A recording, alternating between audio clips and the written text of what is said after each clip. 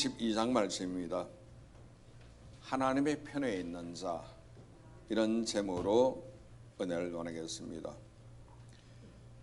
교회에서 아기를 출생하면 보통 목사님의 이름을 짓는데, 이름을 지을 때 성경 속의 이름을 많이 추천합니다. 근데 절대로 이름을 지어서는 안 될 이름이 있는데 그의 이름은 가룟유다입니다. 학생 때 연말 되면은 교회에서 연극을 많이 합니다. 예수님의 일생 연극하면 모두 예수님 되겠다는 거예요. 죽어도 싫다는 배역이 있습니다. 가룟유다입니다. 선한 역할이 있고 악한 역할이 있죠. 좋은 것은 사람들이 누구든지 하려고 합니다만은 악한 역할은 안 하려고 합니다. 그런데 때로는 악한 역할도 주연이 될 수가 있습니다. 그것은 감독의 의도에 따라서 달라지기도 하는 것입니다.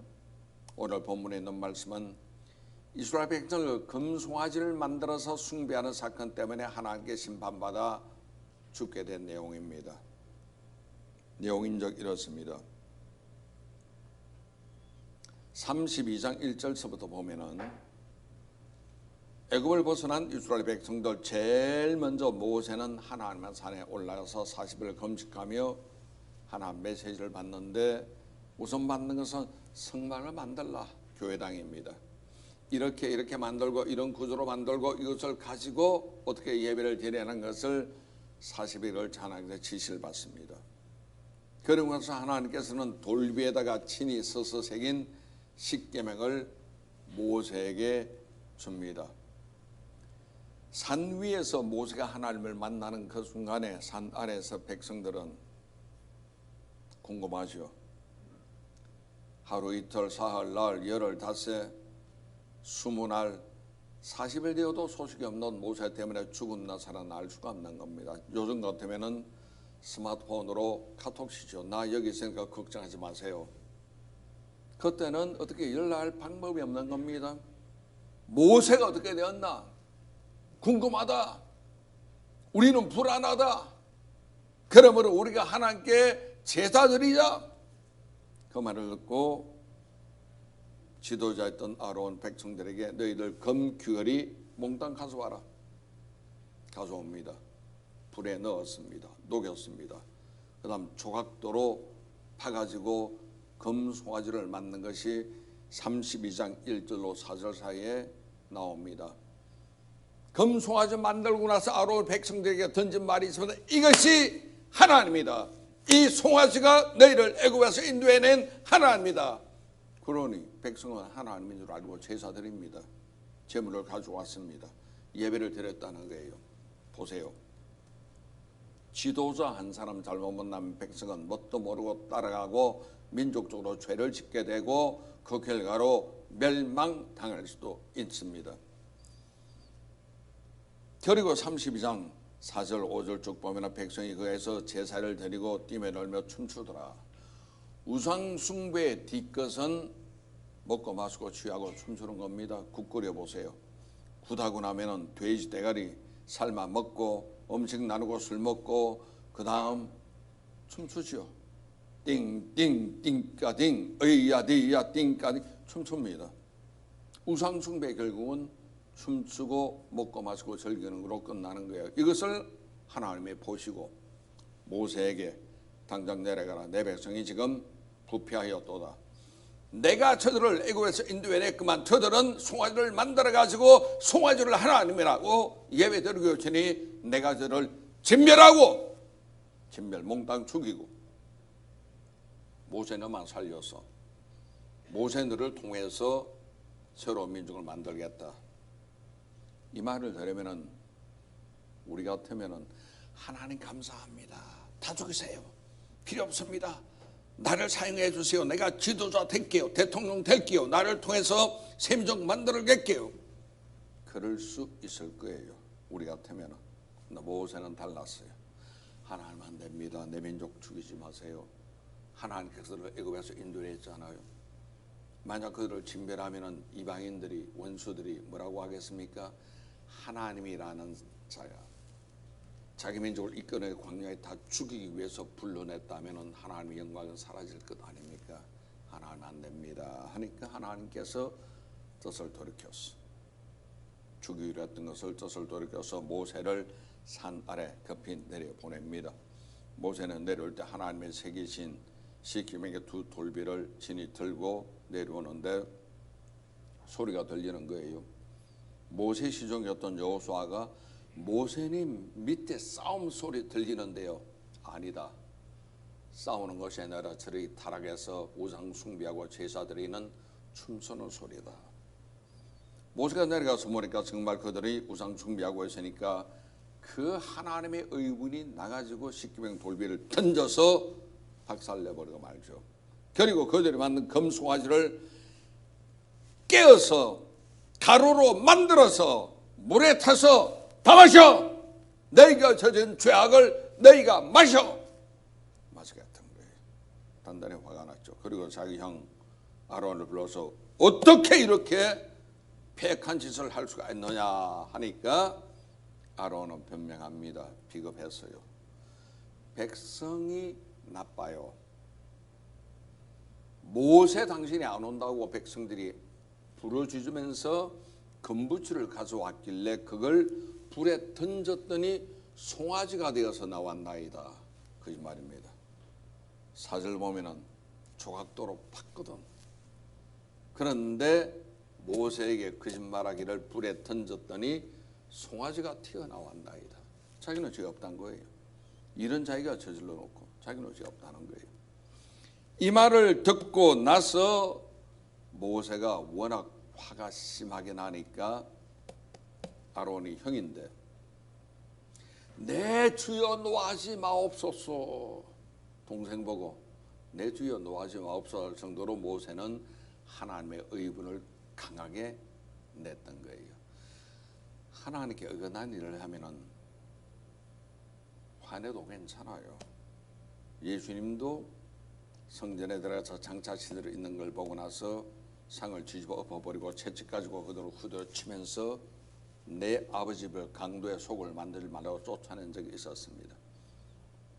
성경에 보면 세상에서 가장 마음이 온유한 자가 모세라고 했는데 모세가 이 정도로 화가 난 것은 자기 성질이 아니고 하나님에 대해서 죄를 지은 백성에 대한 의분을 나타냈다는 거죠.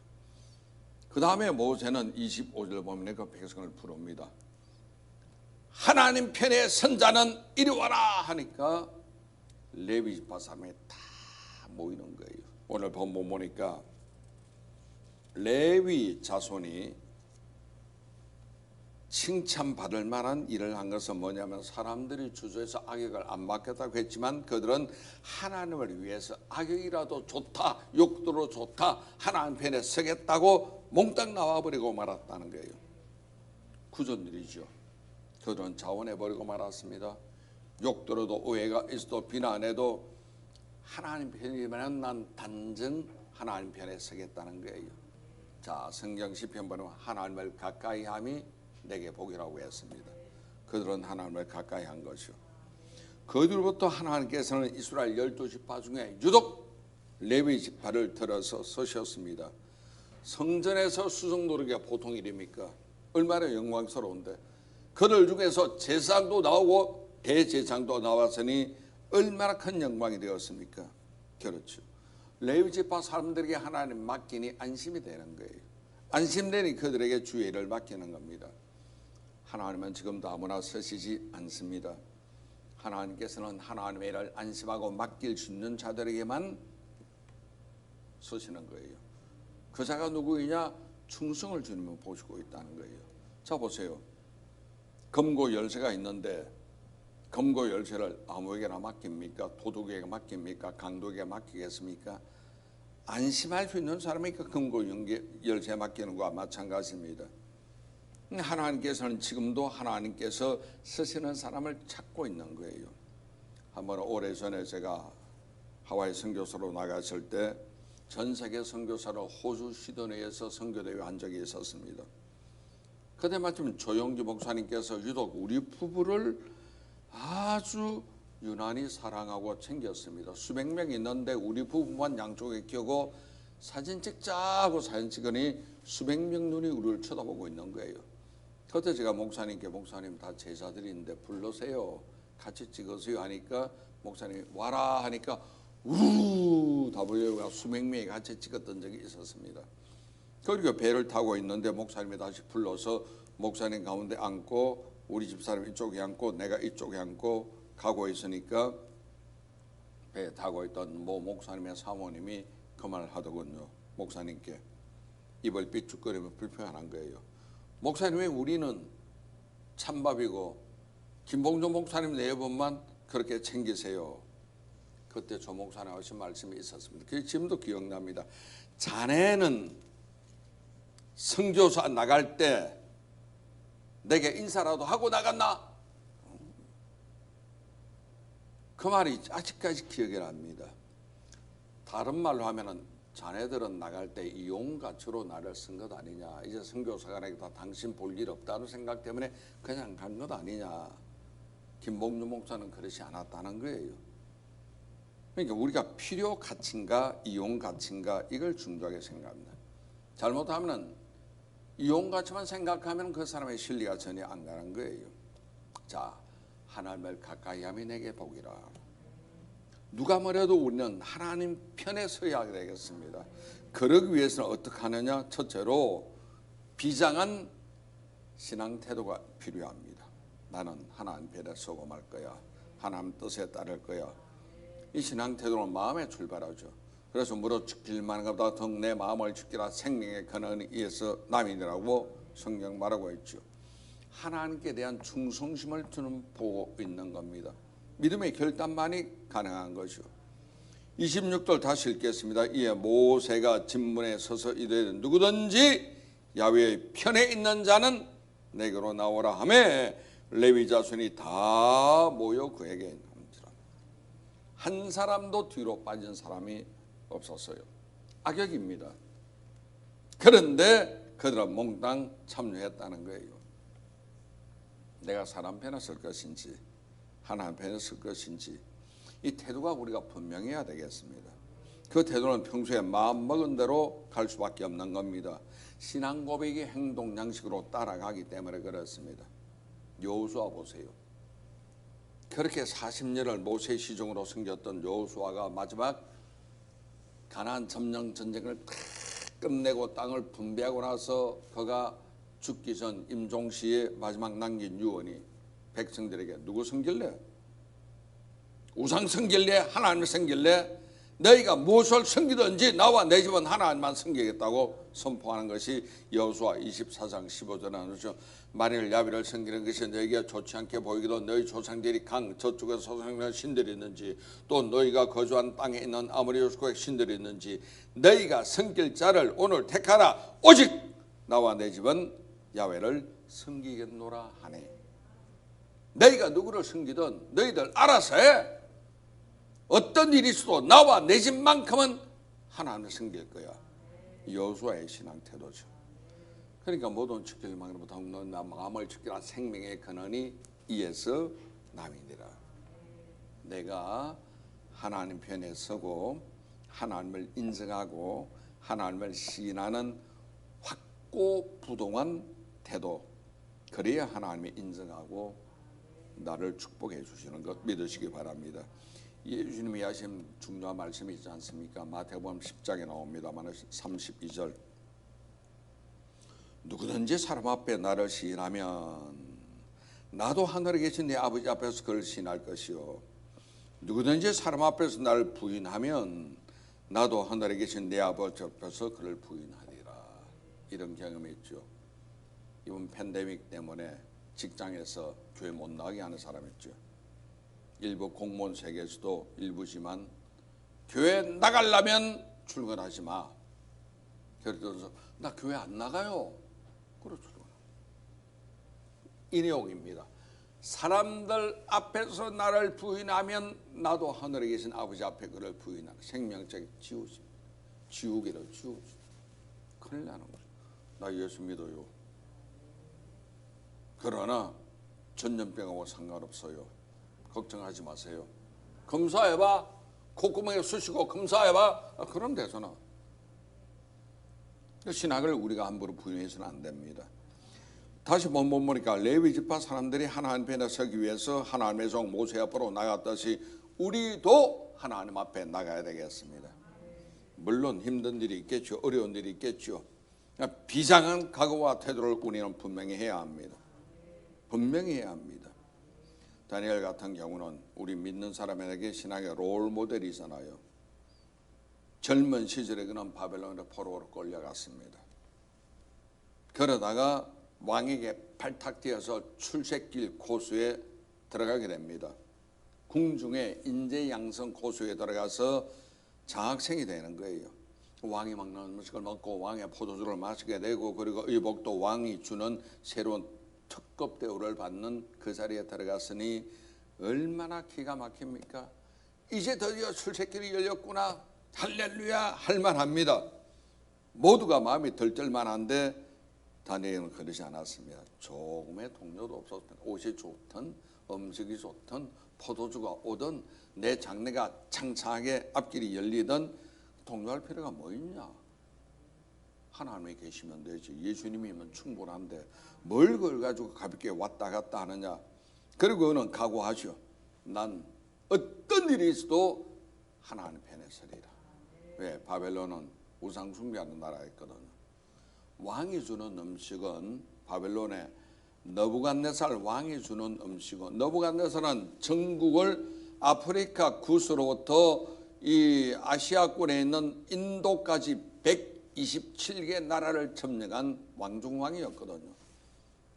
그가 성경에 귀신이 있었기 때문에 우상에게 제사 드리고 나서 음식을 먹습니다. 왕의 음식은 제일 맛있는 최고급 음식이지만 제사 음식입니다. 그것으로 자기를 더럽히지 않겠다는 거예요. 다니엘은 그래서 그걸 안 먹기로 결심합니다. 제가 감사한 것은 아직까지 한 번도 우리 집안에서는 제사를 드린 적이 없습니다. 우리 아이들도 제사를 안 드립니다. 왜? 기독교인 가정이니까. 제사 음식 먹은 적 모르고 먹은 건 딱 한 번 있습니다. 중학교 때 친구 집에 갔다가 명절날 음식을 부침개 주는데 뭔지 모르고 먹고 나서 집에서 굉장히 심하게 알았는데 나중에 보니까 제사 음식이었어요. 저에게는 뭐 궁합이 안 맞는 모양입니다. 모르고 먹었지만 저는 심하게 배탈 난 적이 있습니다. 하여간 감사한 것은 우리는 제사 음식 손을 안 댑니다. 그래서 보세요. 다들 결심하죠. 나 하나님 편에 서겠다고. 그래서 뜻을 정했습니다. 왕의 음식과 그가 마시는 포도주 자기를 더럽히지 아니하리라 하고, 자기를 더럽히지 아니하도록 환관장에게 구하니, 지금의 비서실장이시오. 뜻을 정하고 환관장에게 구하니, 이 제정신이 아닌 사람입니다. 세상 여론으로 보면 미친 것 아니야? 그런 입장인데 그래도 다니엘은 뜻을 정했습니다. 나는 하나님 편에 설 거야. 그러니까 어떤 권력도 무섭지가 않은 거예요. 사람 따위는 두렵지가 않는 거예요. 이 충성된 믿음이 하나님 마음에 쏙 들었기 때문에 그는 나라가 세 나라 바뀌어도, 왕이 네 사람 바뀌어도 그의 공무원, 국무총리자는 그대로 하나님 말뚝을 팍 박아주신 거예요. 우리가 직장 생활할 때 이 자세를 가지면은 좋아요. 사장 바뀌면은 간부들 다 바뀌잖아. 하나님께서 말뚝 박아주면은 사장이 아니라 어느 누가 바뀌어도 절대 내 자리 흔들리지 않는다는 거 기억하시기를 바랍니다. 우리가 하나님 편에 서야 하겠습니다. 그럼 하나님이 내 인생을 책임져 주십니다. 우리는 비장한 마음, 굳은 결심으로 시종일관 하나님께 매달리는 여러분 되시기를 주님의 이름으로 축원합니다. 하나님을 가까이 함이 내게 복이라. 두 번째, 그는 절대 순종의 믿음을 가지고 있었습니다. 27절 말씀 보세요.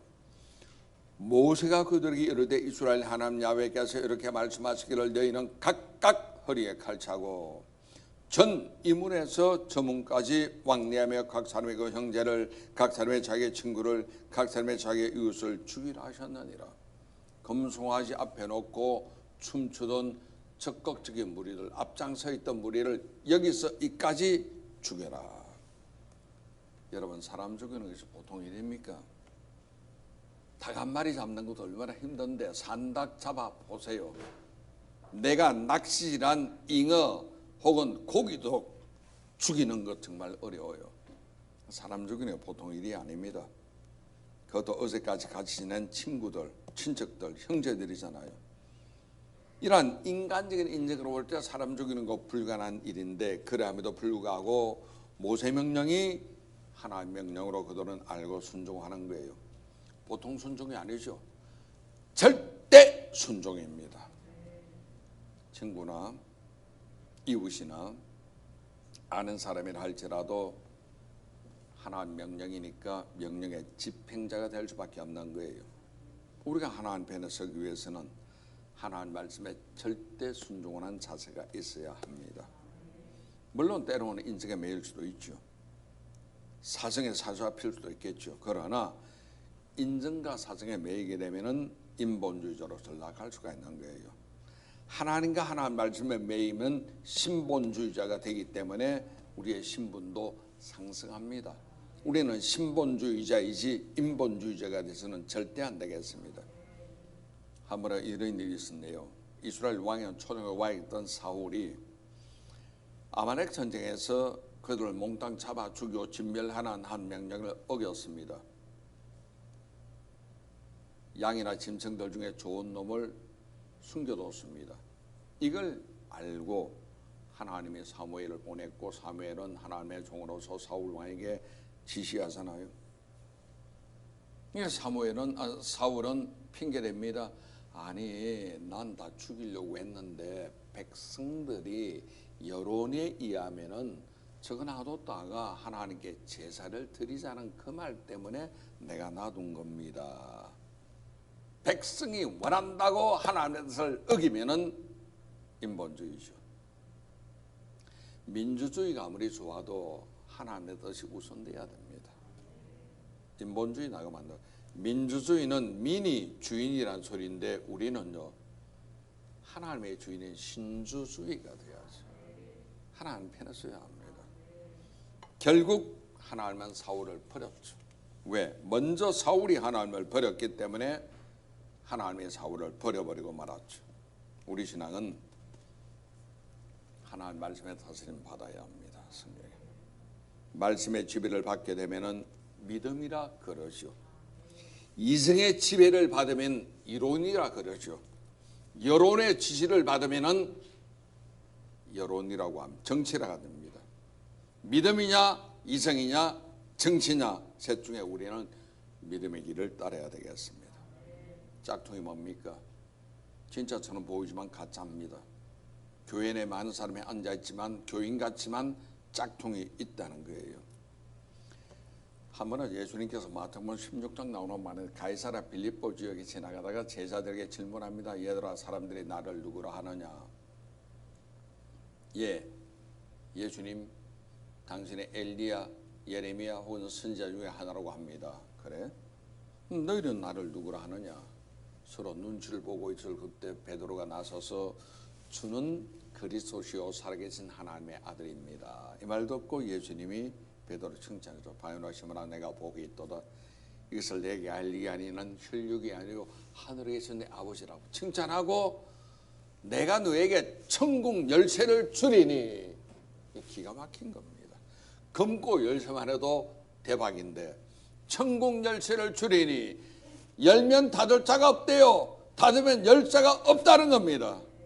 얼마나 대단한 특권입니까? 칭찬받았지, 천국 열쇠 받았지, 기분이 좋은 거예요. 그때 이어서 예수님이 당신의 사명을 말합니다. 나는 인자는 대제사장과 바리새인 서기관 무리에게 잡혀 십자가를 져야 할 것이라고 하니까 베드로가 안 됩니다. 저희가 목숨을 지킬게요. 그 말 듣고 예수님이 바로 때리죠. 사탄아, 물러가라. 너는 나를 넘어지게 하는 자로다. 아니, 지금은 칭찬하고 천국 열쇠 줬는데 바로 연결되는 부분에 사탄이 돼버리고 말았습니다. 인정에 매이면 이렇게 될 수도 있다는 것이죠. 그렇죠. 졸지에 사탄이 돼서 우리가 이성도 좋아요, 이론도 좋아요, 인정도 좋아요, 동정도 좋아요. 그러나 거기에 지배를 받을 필요 없는 건 참조만 하시면 되는 거예요. 우리 지배받는 건 성령의 지배를 받고 하나님 말씀의 지배를 받는 여러분 되시기를 주님 이름으로 축원합니다. 하나님 편에 서야죠. 그럼 절대 순종의 사람이 되시기를 바랍니다. 세 번째, 헌신적 사람입니다. 헌신적 사람. 주면 줄수록 커서 돌아오는 게 뭘까요? 헌신입니다. 또 눈덩이입니다. 굴리면 굴려서 커지고. 은행에 복리이자입니다. 원금에 이자 붙고 거기에 더 이자가 또 붙고 그 덩치에 또 이자가 붙고 복리이자. 눈덩이 굴리는 것. 헌신 같은 거예요. 하나님께 헌신하면 하나님의 축복이 엄청나게 우리가 쏟아져 들어온 거예요. 29절 보세요. 모세가 이르되 각 사람이 자기 아들과 형제를 쳤으니 오늘 야훼께 헌신하게 되었느니라. 그가 오늘 너희에게 복을 내리시리라. 헌신이란 단어는 성경 전체에서 본문 한 번밖에 안 나옵니다. 귀한 겁니다. 하나님 편에 선 자만이 헌신자가 되고 헌신자가 되면은 하나님이 우리에게 복을 주십니다. 각가지 복을 다 주십니다. 인간의 인생은 헌신 만류하죠. 야 바쁘잖아. 왜 쓸데없이 그런데 돈 쓰고 그래. 너 시간 없잖아. 애들 키워야지. 이생은 자꾸만 헌신을 말립니다. 봉사하지 마. 헌금하지 마. 전도 그 할 시간이 어딨니? 이생은 헌신을 만류하죠. 헌신은 굳은 일이고 험한 일이지만 하나님을 위해서라면 시간과 물질과 목숨까지도 바치겠다는 이 작정이 헌신이 되는 거예요. 우리는 바칠 수 있어야 합니다.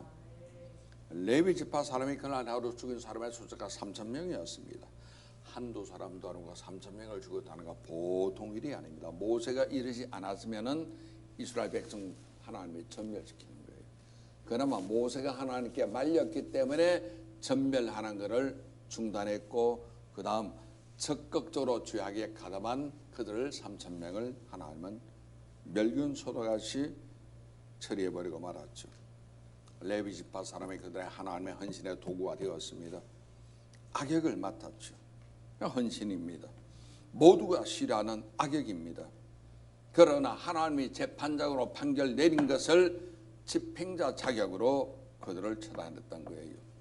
그러니 그들의 진정한 주인공이죠. 엑스트라인 줄 알았는데 레위 사람이 주인공 되었으니 그들부터 하나님의 축복으로 성전 지키는 수종자, 봉사하는 수종자, 일하는 수종자 레위가 있고 제사장, 대제사장 모두가 레위 지파에서 하나님과 서셨습니다. 물론 헌신하다 보면 자기 희생이 따르긴 하지만 힘듭니다. 욕을 들어요. 슬픈 마음이 따르기도 합니다만은 그러나 하나님 복이 임합니다. 베드로 보세요. 예수님의 제자로 부름받을 때 그의 지금은 고기 잡는 어부였잖아요. 예수님 베드로에게 나를 따르라. 베드로 즉각적으로 배와 검을 버려두고 예수님 뒤를 따를 때 얼마나 마음이 아팠을까, 슬펐을까. 왜? 집에는 아내가 있고 가족이 있고 병든 장모님이 있는데 다 버려두고 주님의 뒤를 따라가는 거예요. 헌신입니다. 결과는 어떻게 됐나요? 베드로 천국 기둥되었습니다. 영원한 기둥이 될 수가 있었습니다. 헌신에 따른 하나님의 복이 임했던 거예요. 우리가 하나님 편에 서면 반드시 하나님은 보상해 주십니다. 그래서 오늘 본문 32장이지만 그 다음 33장 11절에 보면 모세가 레위 지파를 위해서 하나님께 기도하는 내용이 나옵니다. 야훼여 그의 재산을 풍족하게 하시고 그의 손의 일을 받으소서. 하는 것마다 손의 일을 받아 성공적으로 받아라는 거예요. 그를 대적하여 일어나는 자와 미워하는 자의 허리를 꺾어사 다시 일어나지 못하게 하옵소서. 원수의 목전에 상을 차려주시는 하나님이시오. 본문에도 32장 29절에도 모세가 이르되 각 사람이 자기 아들과 자기 형제를 쳐서니 오늘 야훼께 헌신하게 되었느니라. 그가 오늘 너희에게 복을 내리시리라. 하나님 편에 서면은 하나님 책임지십니다. 병이든 재물이든 행복이든 책임지십니다. 금년 한 해 우리 모두가 하나님 편에 서서 하나님께 축복받는 여러분 되시기를 주님 이름으로 축원합니다. 확실한 신앙 태도가 있어야 되죠. 절대 순종입니다. 그리고 온전한 헌신입니다. 이 세 가지로 금년 한 해 저와 여러분 모두가 하나님 편에 줄 서십시다. 줄 잘 서야 합니다. 줄 잘못 서면 큰일 납니다. 하나님 편에 줄 서십시다. 하나님 편에 섬으로 하나님께 복받는 여러분 되시기를 주님의 이름으로 축원합니다.